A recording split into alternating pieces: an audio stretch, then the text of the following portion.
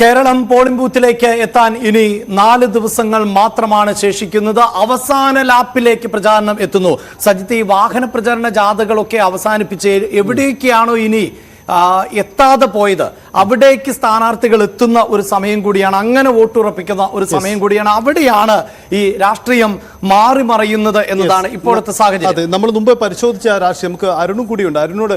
അരുൺ, ഈ MV ഗോവിന്ദന്റെ വാക്കുകളിൽ ഒരു അസ്വാഭാവികത കാണേണ്ടതുണ്ടോ? മറിച്ച് BJPയെ കടന്നാക്രമിക്കുന്നില്ല CPM എന്ന ആക്ഷേപം മറികടക്കുന്നതിന്റെ ഭാഗമായി അദ്ദേഹം നടത്തിയ ഒരു പ്രസ്താവനയായിട്ട് വേണമോ നമുക്കതിനെ കാണാൻ?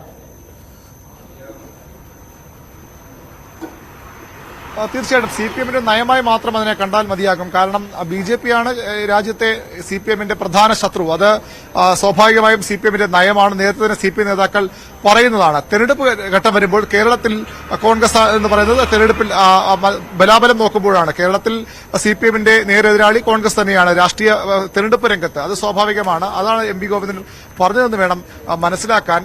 BJPയെ തോൽപ്പിക്കാനാണ് കോൺഗ്രസുമായി കൂടി ദേശീയ തലത്തിൽ CPM ചേരുന്നത്.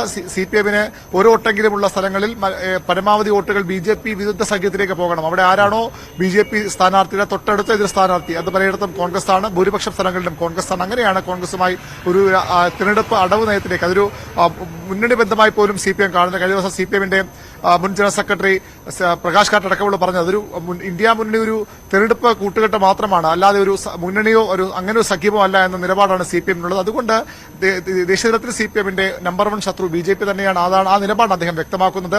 നേരത്തെ CPMന്റെ കേന്ദ്ര കമ്മിറ്റി അംഗം കൂടിയായ മുന്നണി കൺവീനർ EP ജയരാജൻ ഒരു പ്രസ്താവന നടത്തി വിവാദമായത് കേരളത്തിൽ തെരഞ്ഞെടുപ്പ് പോരാട്ടം LDFും BJPയും തമ്മിൽ എന്ന് പറഞ്ഞു. അത് വലിയ വിവാദമായി മാറിയിരുന്നു. പിന്നീട് MV ഗോവിന്ദൻ അടക്കമുള്ള നേതാക്കൾ ഇടപെട്ട് അതങ്ങനെയല്ല, പിന്നെ ഒടുവിൽ EP ജയരാജൻ തിരുത്തേണ്ടിയും വന്നു. ഇവിടെ കൃത്യമായി തന്നെ MV ഗോവിന്ദൻ പറയുന്നത് നമ്പർ 1 ശത്രു BJP ആണ്. പക്ഷേ ഇവിടെ BJP ഒരു സീറ്റും ജയിക്കാൻ പോകുന്നില്ല. അതിന്റെ അർത്ഥം ഇവിടെ പോരാട്ടം LDFും UDFും തമ്മിൽ എന്ന് തന്നെയാണ് CPM നേതൃത്വം വ്യക്തമാക്കുന്നത്. ഒപ്പം എന്തായാലും സജിത്ത്, ഈ ദേശീയ നേതാക്കളുടെ പ്രതികരണം, CPMന്റെ ദേശീയ നേതാക്കളുടെ പ്രതികരണം അരുൺ സൂചിപ്പിച്ചത് വളരെ പ്രധാനപ്പെട്ടതാണ്. കാരണം പ്രകാശ് കാരാട്ടിനെ പോലെയുള്ളവർ കഴിഞ്ഞ ദിവസം മാധ്യമങ്ങളെ അടക്കം കാണുമ്പോൾ രാഹുൽ ഗാന്ധി അല്ല NDAയുടെ പ്രധാനമന്ത്രി സ്ഥാനാർത്ഥി എന്നും, അല്ലെങ്കിൽ ഇന്ത്യ മുന്നണി അധികാരത്തിൽ വന്ന രാഹുൽ ഗാന്ധി പ്രധാനമന്ത്രിയാകണം എന്നില്ല എന്നുകൂടിയുള്ള പരാമർശങ്ങൾ CPMന്റെ ദേശീയ നേതാക്കളിൽ നിന്ന് ഉൾപ്പെടെ വരുന്ന സാഹചര്യം കൂടി.